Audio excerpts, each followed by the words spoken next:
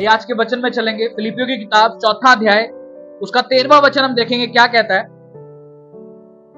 लिखा, जो मुझे सामर्थ्य देता है मैं उसमें सब कुछ कर सकता हूं। आमेन। मैं चाहता हूं ये वर्स हम सब एक साथ पढ़ें, क्योंकि ये सिर्फ वर्स नहीं है, ये मेरे डिक्लेरेशंस है, ये मेरा विश्वास है प्रभु के ऊपर। ठीक है, चलो 1 2 3 के काउंट पे सब साथ में पढ़ेंगे।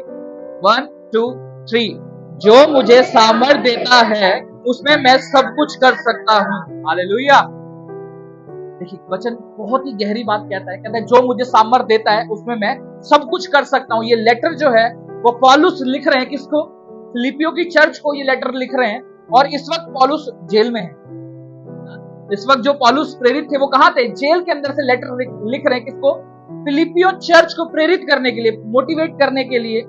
और सोचो खुद पौलुस प्रेरित जो है वो कितनी डिफिकल्ट सिचुएशन में, खुद वो कितने डिफिकल्ट सिचुएशन में है जहां पर वो ये बात लिख रहे हैं कि जो मुझे सामर्थ्य देता है मैं उसमें सब कुछ कर सकता हूं।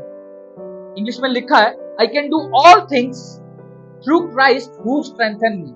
जो मुझे सामर्थ्य देता है उसके द्वारा मैं सब कुछ कर सकता हूं। अब डिपेंड ये करता है कि बहुत बार विश्वासी लोग काफी काम करने में असमर्थ होते हैं, काफी सारे काम इसमें विश्वासी लोग असमर्थ होते हैं या दूसरों से कम नॉलेजेबल ठहरते हैं।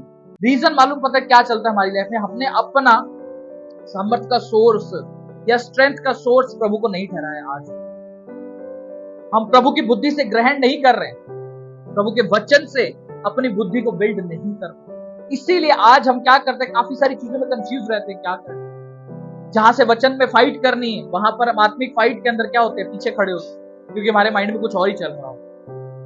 इसीलिए मैं पावरलेस रहता हूं, इसलिए मैं स्ट्रेंथन कमजोर रहता हूं, चाहे फिजिकल तौर पर भी चाहे आत्मिक तौर पर, क्योंकि आपकी आत्मिक बुद्धि से चलना आपको फिजिकल स्ट्रेंथ भी देता है ना, आपको फिजिकल स्ट्रेंथ भी देता है। वो आत्मिक स्ट्रेंथ तो देता ही देता है, बट वो फिजिकल स्ट्रेंथ भी देता है। कैसे? आप दाऊद की लाइफ को झांक करके देखो। दाऊद की लाइफ जब वो आत्मिक तौर पर जुड़ा हुआ था परमेश्वर के साथ, वो जब वो फिजिकल लड़ाई में भी जाता था वो तब भी जीतता, क्योंकि परमेश्वर से कनेक्शन अच्छे बने हुए। यहोशू की लाइफ को देखो आप। यहोशू जब परमेश्वर के साथ जुड़ा हुआ था, वचन को फॉलो करने वाला व्यक्ति था, तो वो स्ट्रेंथ भी वो प्राप्त करता जाता था। वो जो परमेश्वर से सामर्थ्य वो रिसीव करता जाता था जब वो अपनी जंग पर जाता था। फिजिकल सामर्थ्य की बात कर रहा हूं, जो शारीरिक पावर है। आत्मिक पावर की बात अभी मैं आऊंगा, वो तो बाय डिफॉल्ट मिलती है हमें जब हम अपनी माध्यम, अपना जो सोर्स है प्रभु को बनाते हैं कि मेरी जो सामर्थ्य है मुझे किससे चाहिए? प्रभु से चाहिए। कई बार हमें लगता है कि यार मैं कुछ अचीव कर लूंगा तो मैं पावरफुल बन जाऊंगा अपनी लाइफ में, मैं बड़ा घर ले लूंगा, बड़ी गाड़ी ले लूंगा तो I will be more powerful, मैं बहुत ज्यादा पावरफुल बन जाऊंगा। ये सब रॉन्ग है ना। जब आपका सामर्थ्य का सोर्स कहां टिका हुआ? अब संसारिक चीजों के ऊपर, संसारिक दोस्तों के ऊपर, कि मेरा कोई अमीर रिश्तेदार मेरी हेल्प कर देगा। Depend yourself on the Lord. प्रभु के ऊपर निर्भर हो, प्रभु के ऊपर निर्भर हो, अपनी सामर्थ्य उससे मांगो। आप परिस्थिति में क्यों नहीं बोलते कि जो मुझे सामर्थ्य देता है मैं उसके साथ सब कुछ कर सकता हूं? वो उस परिस्थिति में डिक्लेयर करना है। लेकिन मैं हमेशा कहता हूं बोना आपका हमेशा पहले होता है, विड्रॉल आप बाद में करते हैं, पहले आप जमा कराते हैं अपने अकाउंट। कि सही समय पर क्या आप वो बो भी रहे हैं, उससे प्रार्थना में मांगते हैं, खुदा मुझे स्ट्रेंथन कर, मुझे स्ट्रेंथन कर। मूसा ने मांगा कितनी बार पहाड़ पे जाकर के कि मुझे नॉलेज नहीं है किस तरीके से तेरे लोगों को लीड करना है, मुझे स्ट्रेंथन कर। आप देखो वो मूसा जो कहता है कि मैं बोलने में थकता हूं, मैं कैसे लाखों लोगों को लीड करूंगा, और वही मूसा है जो लोगों को समझा रहा है, लीड कर लेके चला, इजराइल से, मिस्र से निकाल करके, जंगल से होकर के लेके चल रहा है। लाल समुद्र तो भाग कर लिए। एक मूसा जो कहता है मैं मुंह का थकता हूं, और एक मूसा कहता है कि डरो मत, चुपचाप खड़े रहो और परमेश्वर के उद्धार का कार्य देखो जो आप तुम्हारे जीवन में। फर्क कहां से आया? डिपेंड होना, वो स्ट्रेंथन के सोर्स को पकड़ लेना, वो सामर्थ्य के सोर्स को क्या कर लेना, अपने जीवन में ग्रहण कर लेना, और ये बात को समझ लेना कि मेरी जो सामर्थ्य है, मेरी लाइफ में जो पावर आनी है वो कहां से आनी है? परमेश्वर की। इसलिए दाऊद भी कहते हैं कि मैं अपनी आंखें पर्वतों की ओर टिकाऊं, मुझे सहायता कहां से मिले? प्रभु की ओर से। आज हम जगह जगह भटकते रहते हैं, किसी ना किसी छोटी छोटी मेरे को हेल्प मिल जाए, सामर्थ्य मिल जाए, कहीं कुछ भी हो, लेकिन जो असली सोर्स है उसकी तरफ जाते हैं, उसकी तरफ हम जाते हैं, उसकी तरफ हम नहीं जाते हैं, परमेश्वर की तरफ। आज आप देखोगे, आप बाहर आपको कोई व्यक्ति ऐसा नहीं मिलेगा जो कहेगा यीशु मसीह के नाम पे दे दो। है कोई? देखा है किसी ने कभी? क्योंकि हमारा परमेश्वर हमें मांगने के लिए नहीं बनाया, उसने मांगने वाला नहीं बनाया, हमें देने वाला बनाया। ये वचन कहता है, मैं नहीं कह रहा हूं ना। इसलिए कभी किसी ने नहीं देखा होगा यीशु मसीह के नाम पे किसी को मांगते हुए, देते हुए जरूर सुना होगा। मैं कई बार आपको मेरे जहां मैं गोडाउन है मेरा कश्मीरी गेट में, वहां पे एक व्यक्ति है जो बसों में सवारियां भरता है। वो ऐसे मैं उसको कितनी बार देखता हूँ खड़े होकर ना लोगों को वचन बता रहा हूँ, अननोन लोग। मैं अभी परसों तरसों की बात है, फ्राइडे की शायद, मैं अपने गोडाउन में घुस रहा, अयूब की आवाज मुझे सुनाई दी। यहाँ कौन है? मैंने मुड़ के देखा, वही व्यक्ति था जो किसी अननोन बंदे को अयूब की स्टोरी बता, उसको अयूब की स्टोरी बता रहे कि देख उसने अपने बच्चे तक, उसका सब कुछ फैमिली खत्म हो गई, फिर भी उसने परमेश्वर के नाम की निंदा नहीं की। तो इस तरीके से हमें परमेश्वर की भूख होनी चाहिए कि लोग परमेश्वर, लोगों के ऊपर क्या होनी चाहिए? दयावंत होने चाहिए। और वो कब होगा? जब मैं अपनी सामर्थ्य का सोर्स ना मैं परमेश्वर के ऊपर निर्भर हो जाऊं, राइट? निर्भर हो जाऊंगा पूरी तरीके से कि मेरी सामर्थ कहां से आने वाली, मैं पावरफुल कहां से बनूंगा? परमेश्वर से। हम बोलते हैं ना अपने मुंह से कि मैं सब कुछ उसके द्वारा कर सकता हूं, जो मुझे स्ट्रेंथन करता है, जो मुझे सामर्थ्य देता है। लेकिन क्या मेरा चाल चलन भी वैसा है? मैं बोल तो दिया मुंह से, मैंने बोल तो दी ये बात, लेकिन क्या मैं प्रभु के साथ चल रहा हूं? क्योंकि जब मूसा भी क्या हुआ, तो मूसा से भी गलती हुई थी, जब यहोशू से भी गलती हुई, हालांकि यहोशू को मालूम नहीं था, तो वो स्ट्रेंथ, वो जो पावर थी, वो जो सोर्स था, वो कटने लगा वहां से, जो पावर का सोर्स था। जब उसके साथ जो लोग थे वो क्या करे थे, वहां पर अर्पण की वस्तु जो थी वो अपने घर पर लाकर रख ली थी यहोशू के साथ जब वो थी, तो तब क्या हुआ था, वो अगला जो युद्ध था वो हार गए थे, जो अगली जंग थी वो हार गए थे। रीजन क्या थी? परमेश्वर के वचन का टूटना उस जगह से। तो जब हम वो वचन हमारी लाइफ में बना रहता है ना, तो वो सोर्स ऑफ सप्लाई जो है वो मेंटेन रहती है हमारी लाइफ। इसीलिए मैं अलर्ट रहा हूं अपनी लाइफ में। जब मैं बोल तो रहा हूं खुदा से कि जो मुझे सामर्थ्य देता है मैं उसमें सब कुछ कर सकता हूं, बट क्या वो माध्यम मेंटेन है, वो रास्ता बना हुआ है? क्योंकि यहोशू को ये बात नहीं मालूम थी। जब उसको मालूम हुई तो वो अपने घराने से उसने क्या करी, वो हटाई वो वस्तुएं सारी की सारी, वो चीजों को अपने घराने से हटाया और वापस से वो सप्लाई शुरू की। समझ में आ रहा मैं क्या कहने की कोशिश कर रहा हूं? तो we should be more alert, कि हमें और ज्यादा अलर्ट रहना है इन चीजों को लेकर के, क्या मैं अपनी सप्लाई को ब्रेक तो नहीं करता? क्योंकि जब अब्राहम को आवाज लगाई कि परमेश्वर ने जब कहा कि तू अपने सारे कुटुंब को छोड़ और मेरे पीछे हो ले, लेकिन इमोशनल कनेक्शन के चलते अपने भतीजे लूत को भी अपने साथ ले लिया, जबकि परमेश्वर की आज्ञा नहीं। अब उसके बाद क्या हुआ? कंफ्यूजन आई, फर्दर कोई गाइडेंस नहीं, जाना कहां है, कहां नहीं जाना, कोई गाइडेंस नहीं। अब्राहम की लाइफ बड़ा है सभी। जब वो कहां पहुंच गया उसके बाद, याद है किसी को कहां पहुंचा था अब्राहम उसके बाद? मिस्र में पहुंच गया था अब्राहम उसके बाद, राइट? जहां पर परमेश्वर की आज्ञा नहीं थी, वहां पर क्या हुआ? ट्रबल में फंस गया। जो वहां का राजा था वहां से झूठ बोला कि ये मेरी बहन है, वाइफ नहीं है, ये मेरी बहन है, तो वहां से पकड़ लिया उसको। सब कुछ जो वहां पर मेस हुआ, वो जस्ट वहां पर नहीं जाना था, इस वजह से वो मेस वहां पर क्रिएट हो गया। रीजन क्या था? वो गाइडेंस जो लूत को साथ ले लिया। अब आप जब वचन को ध्यान से पढ़ोगे, जब लूत और उसके बीच में विवाद हुआ कि तू आज से अपने रास्ते और मैं अपने रास्ते, नेक्स्ट गाइडेंस परमिशन की, तब सप्लाई वो शुरू। अब समझ रहे हो वचन क्या कहना चाह रहे हैं? वचन आपसे, जब आप खुदावन के ऊपर निर्भर हो जाते हो अपनी पावर को रिसीव करने के लिए, अपनी सामर्थ्य को रिसीव करने के लिए, कई आप में से कितने होंगे जो परमेश्वर के बड़े बड़े काम करने के लिए बुलाए गए होंगे? बस रुकावट इसलिए है कि ध्यान उसकी और नहीं, अपना जो सोर्स है उसको पकड़ नहीं रहे हैं। बस ध्यान किस पे टिका हुआ है? अलग अलग चीजों पे। आज मैं ये ले लूं अपनी लाइफ में, वो रिसीव कर लूं, वो कर लूं, सब व्यर्थ हो जाएगा ना। क्योंकि जो अगर आप चाहते हो कि खुदा जो मेरी लाइफ में बेस्ट है वो आए, कितने लोग चाहते हैं? सब चाहते हैं, लेकिन कितने लोग पेशेंटली वेट करते हैं?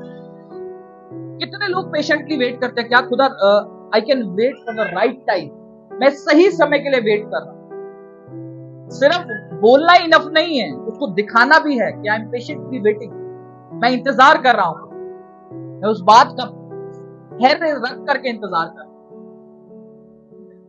किसी व्यक्ति ने शादी करनी है, मान के चल, हबड़ा तबड़ी में ऐसे व्यक्ति से भी शादी हो गई कि तो शायद जो परमेश्वर की ओर से उसकी लाइफ में नहीं, लेकिन जब पेशेंटली आप वेट करते हैं तो खुदा आपकी लाइफ में लेके आते हैं। तो इसलिए पेशेंटली वेट करना बहुत जरूरी है बजाय इसके कि पवित्रताई को छोड़ करके अपवित्रताई वाले रास्ते को पकड़ लो। ये इच्छाएं तो हमारी बहुत सारी है, मैरिज हो नहीं रही, चलो आप पवित्रताई के रास्ते को पकड़ ले, चलो व्यभिचार के रास्ते को पकड़ ले। आप अपनी ग्लोरी के जस्ट नजदीक आकर के मुड़ रहे हो ना, अपनी ग्लोरी के जस्ट पास पहुंचे। क्योंकि जब आप अलर्ट नहीं होते तब अक्सर ऐसी गलतियां होती हैं। आप अपनी ग्लोरी के बहुत नजदीक पहुंच जाएंगे, आपको आप बस कर रहे हैं, ये भी करना है, वो भी करना है, बस करे जा रहे हैं लाइफ में। क्या वो परमेश्वर की योजना है आपकी लाइफ? अगर आप उस बात के लिए वेट करते हैं कि गॉड मैं ये काम करूं या नहीं करूं, हमको कई बार लगता है, मैं आपको बताता हूं, आपका हृदय, आपका माइंड क्या कहता है, नहीं लेट हो जाएगा, परमेश्वर की आवाज के लिए वेट करेगा तो लेट हो जाएगा। बट हम ये भूल जाते हैं कि जब हम वेट करते हैं ना तो बेस्ट आता है आपको परमेश्वर की। जब वेट करते हैं तो बेस्ट आता है। इसीलिए जब खुदावन के रास्ते पे आप चलें तो बेहतर ये होगा कि जैसे वो गाइड करते हैं वैसे चलें। अदरवाइज हम कंप्लेंट करने वाला नेचर बन जाएगा। खुदा तेरे वचन में तो लिखा है ऐसा ऐसा आशीष मेरी लाइफ में लिख के, बट वो है नहीं, क्योंकि मैं अपनी लाइफ को चेक नहीं करता कि मैंने अपनी सामर्थ्य, जो मैं सामर्थ्य चाहता हूं अपनी लाइफ के अंदर, उसका सोर्स परमेश्वर को नहीं बनाया, अपनी स्ट्रेंथ पे लगा हुआ हूं कि मैं बढ़ जाऊं परमेश्वर के अंदर ना, मेरा बिजनेस बहुत बड़ा हो जाए, सब कुछ हो जाए, बट उसमें मैं ये देखता नहीं कि क्या चीजें परमेश्वर के अकॉर्डिंग फॉलो होती हैं, क्या परमेश्वर के अकॉर्डिंग फॉलो होती है। बॉस ने मेरी सैलरी नहीं बढ़ाई 2 साल से, मैं कुड़कुड़ाने लगा, वहां मेरा संडे छुट्टी है परमेश्वर, लेकिन वो सैलरी नहीं बढ़ी मेरी। अब मैंने जॉब छोड़ के ऐसी जॉब पकड़ ली जहां पर मुझे ताने भी बहुत सुनने मिल रहे हैं, संडे भी छुट्टी नहीं है, सब कुछ है, लेकिन सैलरी ज्यादा, कोई फायदा नहीं, कोई फायदा नहीं। मैंने अपने एक काम के साथ 4 काम और पकड़ लिए, अब मैं संडे भी नहीं आ पा रहा, कोई फायदा नहीं उस काम को। मैं आपको आप आज देख लो या 4 साल बाद देख लेना, आपको आज जब आप देखोगे परमेश्वर से अपने आप को बहुत दूर खड़ा हुआ, तब आपको लगेगा उस टाइम पे कि मैंने क्यों वो काम शुरू किया, क्यों मैंने अपने आप को ओवरबर्डन कर लिया अपनी लाइफ में कि आज मेरे पास परमेश्वर के लिए भी समय नहीं। क्योंकि आता हुआ पैसा किसी को बुरा नहीं लगता, कहते ना कहावत है, आता हुआ पैसा किसी को बुरा नहीं लगता, बट जब वो पैसा बीमारी पे लग रहा होता है ना, तब बुरा लगता है कि यार मैंने सही समय पर अपने शरीर का ध्यान क्यों नहीं रखा। वैसे ही आत्मिक जीवन में कि मैंने सही समय पर अपने आत्मिक जीवन का ध्यान क्यों नहीं रखा। जब मुझे वचन के द्वारा मेरा अगुआ गाइड कर रहा था कि अपने जालों को सुधारो, उसको सीधा करो, तब जाकर के, अगर इसलिए कहते जब आप अगुए की बात को पकड़ लेते हैं तब आप शिकस्त नहीं, घात नहीं खाते हैं जंग। कई बार आपको लगेगा जरूर डिफिकल्ट बात, कई बार आपको डांट भी बुरी लग जाएगी अपने अगुए की, लेकिन मैं आपको सच बता रहा हूं वो बेस्ट को लेकर, क्योंकि मैंने डांट खाई है, मैंने आपको कई बार बताया। आपसे तो कितनी बार पर्सनली बात की जाती है, लेकिन हमने जब डांट खाई तो 15-15 लोगों के बीच में खाई है, ऐसे सर्कल बना, लेकिन हमने बोला नहीं सामने से, क्योंकि हमें मालूम है अगर आज हम इसको सीरियसली फॉलो करेंगे इस बात को, तो कल वो मेरे लिए बड़ा रिजल्ट को लेके आएगी। इतने आत्मिक तार खुल चुके थे उस टाइम कि अगर कोई गलती करी, उस पर डांट पड़ी है, तो उसमें कोई दो राय नहीं, क्योंकि हमने करा है और वो मेरे ही भले की। जब हमने उस बात को पकड़ लिया और समझ लिया कि ये मेरे करेक्शन के लिए, आज उस चीज का रिजल्ट आपके सामने पड़ा। और जब आप पतरस की लाइफ को देखते हैं, जब पतरस नाव के अंदर था, तूफान आ रहा था बहुत तेज, याद है वो स्टोरी सभी। जब पतरस रात में वो क्या नाव से पार जा रहे थे, तो बहुत तेज तूफान आया, यीशु मसीह पानी पर चल के आए। पतरस कहता है कि अगर तू ही है तो मुझे आज्ञा दे के मैं पानी पर चल। यीशु मसीह ने क्या कहा, तू आज। वो उतरा और पानी के ऊपर खड़ा हुआ और एक स्टेप चला भी सही, फियर की वजह से वो डूब गया करके, लेकिन यीशु मसीह ने उसका वहां हाथ थाम लिया। बट यहां पर सीखने वाली बात यह है कि सोर्स ऑफ स्ट्रेंथ, अगर तू ही है तो कह दे तो मैं पानी के ऊपर चल लूंगा। उसे इतना भरोसा था कि अगर यीशु कह ही देगा, अपना सोर्स ऑफ स्ट्रेंथ किसको बोला, तो जो पानी के ऊपर चलने के लिए भी उसको इतना विश्वास था कि अगर यीशु कहेगा तो मैं कर सकता हूं। क्या आप लोग को विश्वास है कि अगर हम परमेश्वर से मांगेंगे तो वह कर सकता है? डिस्टर्बेंस मत करो। अगर मैं परमेश्वर से मांगता हूं तो वो कर सकता है। अब्राहम को भी विश्वास था, तभी वो परमेश्वर की आवाज सुनकर के अपने सारे कुटुंब को छोड़कर क्या हुआ, परमेश्वर को। आज हम परमेश्वर से मांगना ही नहीं जानते। परमेश्वर से मांगना ही नहीं जानते। वो कहता है तुम उससे मांग, मैं तेरी सुन के उत्तर दूंगा। अब कई लोग कहते हैं कि बाइबल में ये भी तो लिखा है कि वो मेरी सारी आवश्यकताओं को जानता है। वो जानता है, वो आपको बड़बड़ करने के लिए मना कर रहा है प्रार्थनाओं के अंदर। नीचे लिखा है कि बड़बड़ बड़बड़ मत कर प्रार्थनाओं के अंदर, एक विश्वास को रिप्रेजेंट कर प्रार्थना के अंदर। कई लोग होते हैं, परमेश्वर मेरे साथ ये प्रॉब्लम चल रही है, इसको ठीक कर। प्रभु तेरे वचन में ये लिखा है, इस तरीके से प्रार्थना करो खुदा के साथ। वो इसलिए कहता है कि बड़बड़ मत करो प्रार्थना के साथ, कि तुम उससे मांग, मैं तेरी सुन के तुझे उत्तर। क्या तू विश्वास करता है? वो विश्वास को रिप्रेजेंट करने के लिए कहते हैं प्रार्थना के अंदर वचन। ये दिखाएगा कि मेरी सामर्थ का सोर्स कौन है? परमेश्वर। दाऊद भी जब गोलियत के सामने खड़ा तो वो भी कहता है कि आज यहोवा की शपथ जो मुझे भालू और शेर से लड़ने की सामर्थ्य देता है, सोर्स ऑफ स्ट्रेंथ कौन है? परमेश्वर। वो दिखा रहा है कि मेरा जो माध्यम है, जहां से मुझे पावर मिलती है, वो कौन है? परमेश्वर। वो कहता है कि सर क्या गोलियत ने क्या बोला था कि मैं क्या हूं जो तू वो कुत्ता हूं जो पत्थर लेकर मुझसे तू लड़ने के लिए आया है ना? तो लाठी लेकर के तुम मुझसे लड़ने के लिए आया है। अब वो क्या देख रहा है? वो चीज वो देख रहा है जो वो लेकर के आया है, राइट? लेकिन वो नहीं देख रहा, वो जिसके अनुग्रह से आया है। हालेलुया। इसीलिए आपका वैरी वो कभी नहीं देख पाएगा जो आप जहां से रिसीव कर रहे हो। इसलिए वो आपकी फिजिकल अपीयरेंस को देखता रहेगा सिर्फ, लेकिन जो सामर्थ आ रही है ना, उसको ढेर कर देगी ना, वो आपके वैरी को आपके सामने नष्ट कर देगी ना। आप चाहे कितने भी कमजोर क्यों ना हो अपने वैरी से, लेकिन जीत आप ही की होगी, क्योंकि वचन में लिखा कि संग्राम यहोवा का। इसलिए जब दाऊद भी खड़ा था ना, वो ये बात जानता था। पता है क्यों जानता था? मालूम क्यों जानता था? कोई बताए? इतना छोटा 14 साल का बच्चा 9 फुट के गोलियत के सामने ये बात जानता है कि आज मैं इसे खत्म कर दूंगा। क्यों जानता है? मालूम कैसे? क्योंकि वो देखता हुआ आया, वो भूला नहीं है, वो भूला नहीं है। ठीक है, एक गीत है, मैं आपको हमेशा बताता हूँ, इंग्लिश में है वो, count your blessings and name them one by one. अपनी आशीषों को याद करो, उनको एक एक करके नाम दो। वी ऑलवेज फॉरगेट, हम कई बार उन चीजों को भूल जाते हैं जो खुदा हमारे जीवन में ऑलरेडी कर चुका है ना। इसीलिए छोटी सी भी प्रॉब्लम आती है, ट्रबल आती है, हम टेंशन में आ जाते हैं। अब वो भूल जाते हैं, इजरायली भूल गए थे कि यही तो है जो मिस्र से निकाल करके लेके आया था। अभी हम किसके लिए चिल्ला रहे? रोटी के लिए। 10 विपत्तियां तुमने देख ली अपने वैरी के ऊपर, आज तुम किसके लिए कुड़कुड़ा रहे हो? सिर्फ रोटी के लिए। तो जंगल में रोटी नहीं है, हमारे नॉनवेज नहीं मिल रहे हैं, इसके लिए वो क्या कर रहे हैं? कुड़कुड़ा रहे हैं लाइफ। इसीलिए जब हम अपनी लाइफ को देखते हैं तो ऑलवेज याद रखो खुदा में कहां से निकाल कर। ऑलवेज रिमेंबर खुदा। दाऊद भी उसी पास्ट एक्सपीरियंस के नाम पे ही बोल रहा है कि जो मुझे शेर और भालू से लड़ने की सामर्थ्य देता है, क्योंकि वो करता है। कहता जिस तरीके से मैं भालू के मुंह से मेमने को छुड़ा लेता हूं, वही सामर्थ्य से आज मैं तेरे सर को तेरे धड़ से अलग कर दूंगा। इसीलिए हमेशा याद रखो, वो आपको और ज्यादा स्ट्रेंथन करेगी।